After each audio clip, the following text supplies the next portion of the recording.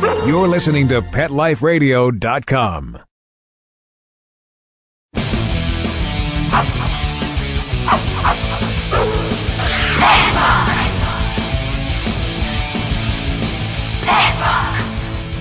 Hey everyone, this is Kristen Powers with Pets Rock at Pet Life Radio.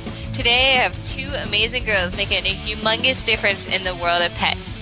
Please give a warm tail wagging welcome to Sophia and Rachel Teicher and Lizette Chanock, founder of PetConnect Rescue. Hi Sophia and Rachel, how are you? Good, how are you?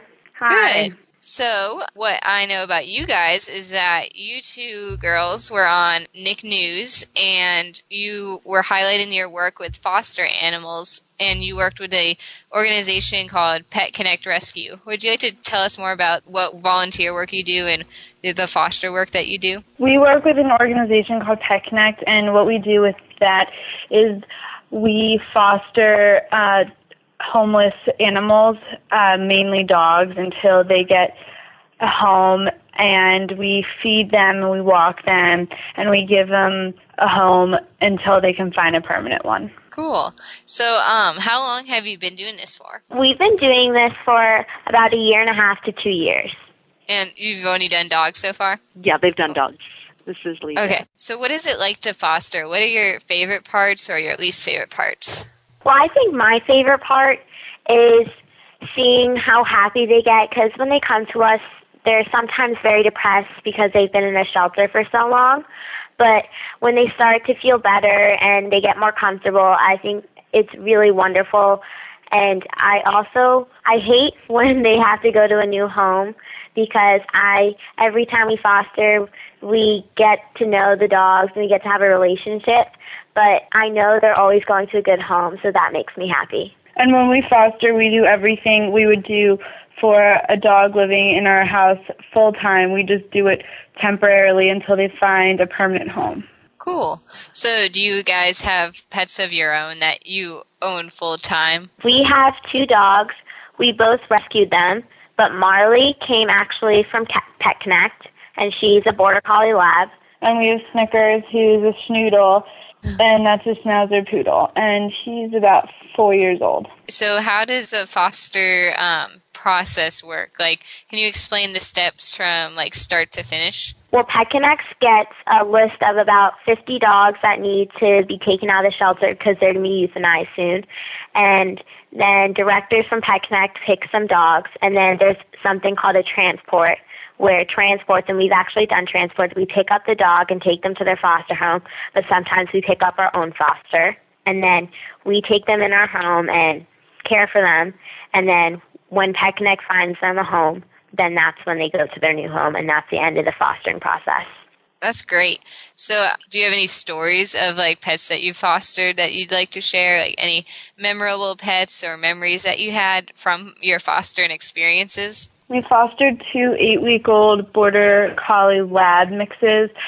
They were adorable. They were the smallest puppies I've ever seen, and our dog Marley loved playing with them. And it was so weird to watch them grow. In 2 weeks, they were so tiny, and then in a matter of 2 weeks, they gained like 5 pounds. Yeah, puppies sure do grow fast. And it was so fun to play with them and teach them like everything pretty much. They didn't know how to walk on a leash, how to go up and down stairs.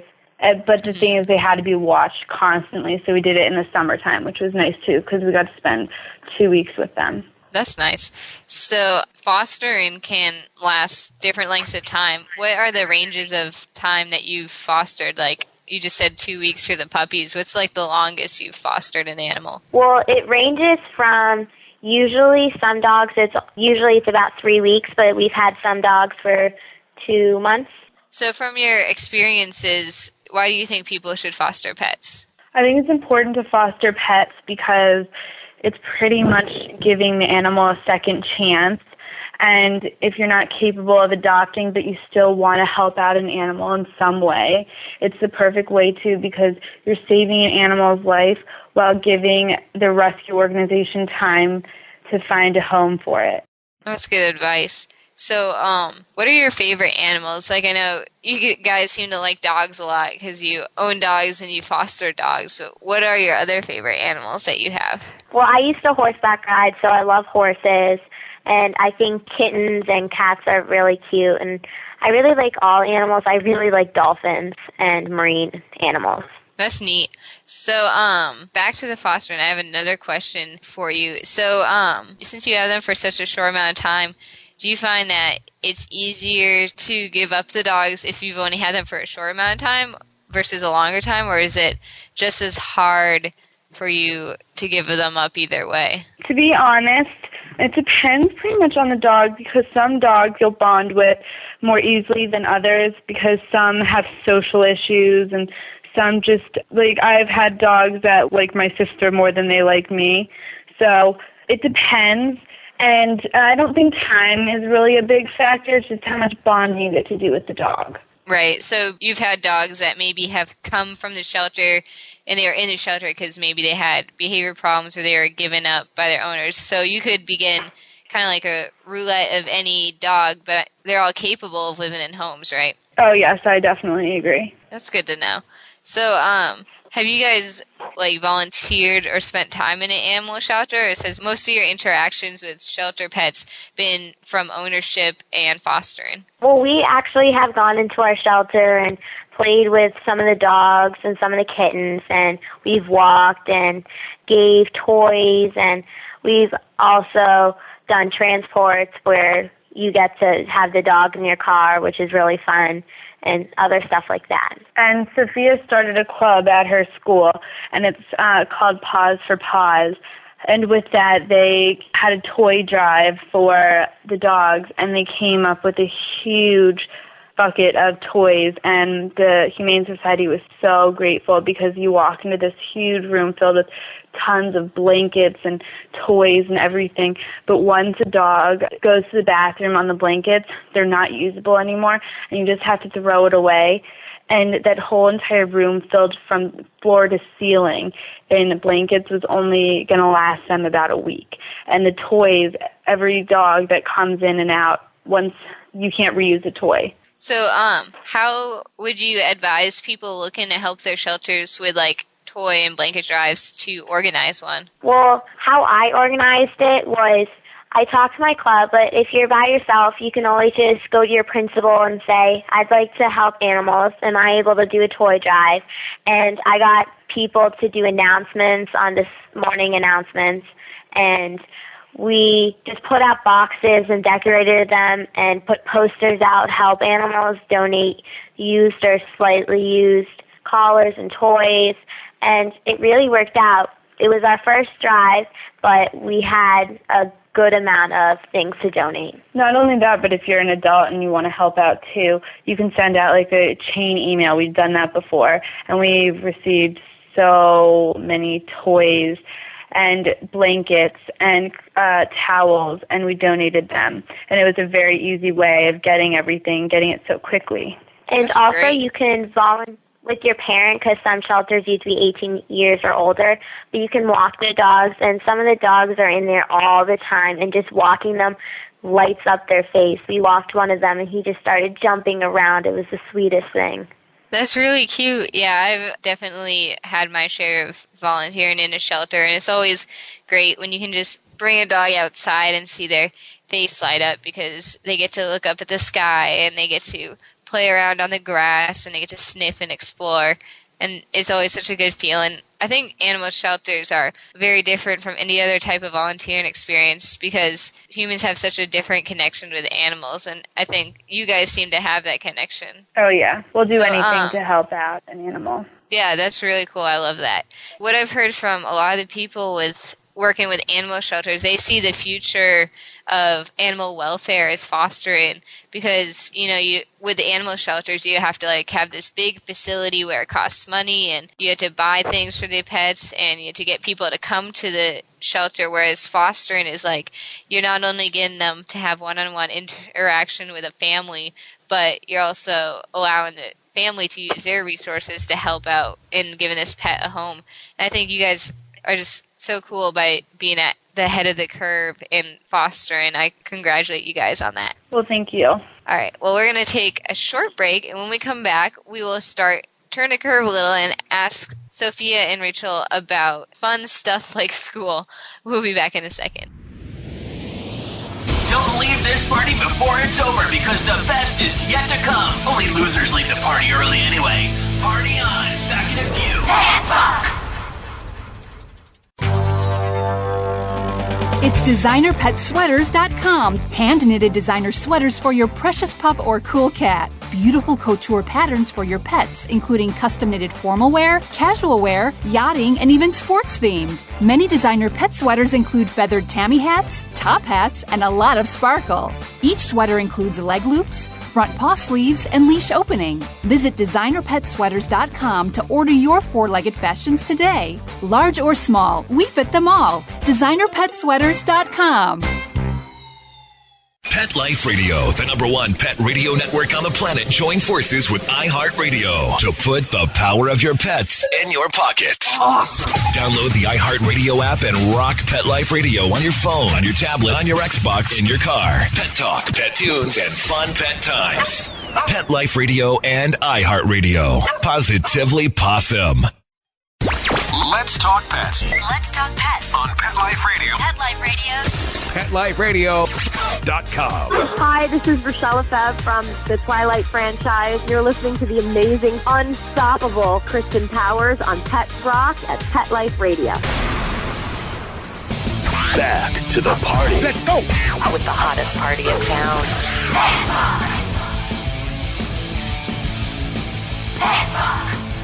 All right, we're back now. Today's interview is with Sophia and Rachel Teicher and Lizette Chanock, founder of PetConnect Rescue. So, ladies, we just finished interviewing you about very interesting idea of fostering and what you've done. And now I kind of want to turn the curve a little bit and ask you more about what you guys like to do besides fostering. So, first of all, I was just wondering whether you guys are in middle school or high school. I'm in middle school. And I'm in high school. So, I know teenagers don't really want to think about school, but I was just wondering if you guys would like to share what your favorite part about school is or what your favorite school subjects are. Once. That is a good one. Probably English, too. Yeah, I like English too. My English teacher is very nice and loves animals too. That's cool. Do you guys have a lot of people in your school who are connected with animals like you guys are, or do you think it's kind of more isolated where you are? Well, all the people in my club love animals and they do stuff on their own and with the club. And I know lots of my friends have animals and love helping animals and just all that stuff, I guess. That's nice. So, what other activities do you enjoy? I know one you said you used to do horseback riding. Is that correct? Yeah. Cool. So, what do you guys like to do now, like when you have free time? I do soccer, and I like just going outside, I guess, and running and going on the trampoline and stuff like that. I like to cook and hang out with my friends and go to the gym. Awesome. You guys both have qualities that I enjoy, cooking and soccer. What are your favorite things to cook and your favorite thing about soccer? Well, my favorite thing about soccer is because I play goalie usually. I love punting the ball to the other end of the field. And cooking, I love to make cakes. I like anything sweet. Yeah, that is good. Do you guys like making it from scratch? Yeah. Yeah, I like taking the cookbooks and getting all the recipes from there and just creating my own thing. Yeah, that's cool. So, here's a interesting question for you guys I thought of. If you could live in the wild with any animal at all, what animal would it be? I would live with a shark in the Great Barrier Reef because I'm really into aquamarine, like animals that live under the sea, and I just think that it would be so cool to see all the coral and all the pretty colors and all that, because I watch all the shows and about sharks and whatnot. If I could pick who I'd want to live in the wild with, I think I'd want to live with the cheetah, because the cheetah can protect me if he doesn't eat me first, and he can get food and stuff like that. Yeah, I think both qualifying factors for both those animals is if they don't eat me first. But sharks are really nice, and I'm sure cheetahs, they always have those like Animal Planet shows where the woman is the best friend with the cheetah because they grew up together or something, so those are cool. I like those answers. So do you guys have any animal heroes that you look up to that like inspire you to foster or inspire you just to like help out animals in general? Or if you don't have an animal hero, do you have a favorite like show on Animal Planet or like a favorite animal themed book? I think Steve Irwin is kind of my animal hero because he helped, when he was alive, he really helped animals and was really looking into projects that would help animals from being extinct. And I think my favorite show would be The Crocodile Hunter because he doesn't just do crocodiles, he does other animals like sharks and sea turtles and owls and other animals.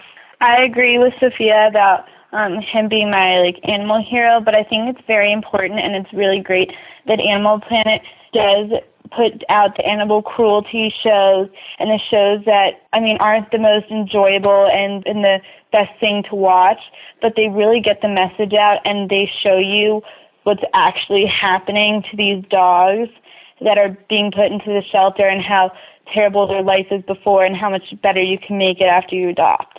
It shows so many success stories, which I really love to see. Yeah, I enjoy that too. Yeah, I definitely think that too. I think it's kind of like a, I don't know how to compare it, but like maybe like a CSI type thing, like the same type of attraction where it's kind of like crime but I agree with you that it's really highlighting the issues. And I think what they do a great job too of is not only showing the problem, but showing like the animal's reaction when they're taken out of that environment and they're brought to someone who loves them and cares for them. And I think that really has an impact on people and shows that you really can make a difference in a life, because I feel some people just don't think they can make a difference. But when you see the look on an animal's face or them crying in happiness, I think that really hits home. Yeah, and you see the animals that who had the worst lives, who were beat and who had behavioral issues, but once they get put into a home with someone who loves them and cares for them, they are a new dog. They just open up and they become the best family dogs because they're so loving and they give you so much love back. Yeah, I think that's really great. All right, so I have one last question for you guys before we go, and I was wondering if you guys had a favorite experience or a memory with an animal or animals that you'd like to share. I think actually our dog Marley, because she came to us as our foster, and we had a background on her, and they said that she was a give-up where they let her out of the house and they think they wouldn't let her back in because on her collar she had one of those tracker chips, but it looked like something sharp had taken it out. And she came with a little uncomfortable and a little scared of men, and they also said that she was abused, which was really, really sad. And she came and she was a bit uncomfortable and didn't know what was really going on. But she, after training and knowing that she's okay, she's out of that environment, she really lit up, and she's now the best dog and the best family dog. And all she does is want to love you and take care of you, and she's just wonderful. Awesome. Is there anything you'd like to add to that, Rachel? I would have to say my favorite memory is, it's sad, but seeing all the animals go, because I know that they're going to a great home, and I know that they're going to be cared for the rest of their lives. So I don't think there's one special memory. I think it's just a lot that makes me so happy and makes this whole experience so rewarding. That's really cool. All right, so I have a question for Lizette now, who's the founder of PetConnect Rescue. I was just wondering if you could explain to us what the difference between a rescue organization is and an animal shelter. Absolutely. And there actually is quite a big difference between the two. Animals that are given up or abandoned or lost will most likely end up in an animal shelter, and they only have a certain period of time during which time someone has to step forward to adopt them. And if that period of time passes, and it could be anywhere from 3 days to a week to 2 weeks, usually at most, then that animal will be euthanized. And what a rescue organization like PetConnect Rescue will do is we'll see the appeals that those girls talked about, those 50 emails. In fact, we get about that many each week of animals that are in shelters who are about to be euthanized. And that's where rescue comes in, and we take those animals from the shelters. We provide them with the medical care that the shelters won't provide because they're thinking the animal is going to end up being euthanized, so they won't put the money into that. So we take those animals, we transport them to our area, and we place them into foster homes, provide them with the medical care that they need, and socialize them so that when people step forward to adopt, they're going to meet a healthy, clean, loved animal, the kind of animal that the girls were just talking about that has been in a home for a few weeks and has settled down. And those animals become highly adoptable, whereas in the shelters they were completely overlooked. And that's the wonderful thing about rescue, is it's actually saving those lives that otherwise, animals that otherwise wouldn't have a chance. That's great to hear. Thank you for explaining that. Is there anything else you'd like to add? What is your website again? It's PetConnectRescue.org. Okay. So how important is fostering to a rescue organization? I'm glad you asked that question, because actually it's the most important thing that anyone can do, because we see animals in shelters that we know we can place into loving homes, but unless we have a landing place for them, meaning a foster home, we can't save those animals. So as soon as someone steps forward and says, I will foster, it means that we're going to save an animal's life. And it can be very short term. Some of our animals go into foster homes, and within 3 or 4 days, they're in permanent homes. We just need them to get out of the shelters so that we can place them. All right, awesome. So listeners, if you'd like to help save a pet's life, go to PetConnectRescue.org and see what you can do to help out. Thank you very much for joining us, Lizette. Thank you so much. So I want to thank you guys so much for spending your time talking to us about the importance of fostering, and I'd like to congratulate you once again on all the amazing work you've done, and just thank you for sharing so much. Thank you so much. Thank you. All right, everyone. Thank you to Sophia and Rachel Teicher and Lizette Chanock, founder of PetConnect Rescue. It's been a great interview, and I hope everyone who's listening considers fostering in their future. Thank you, and have a great night. Let's Talk Pets, every week on demand, only on PetLifeRadio.com.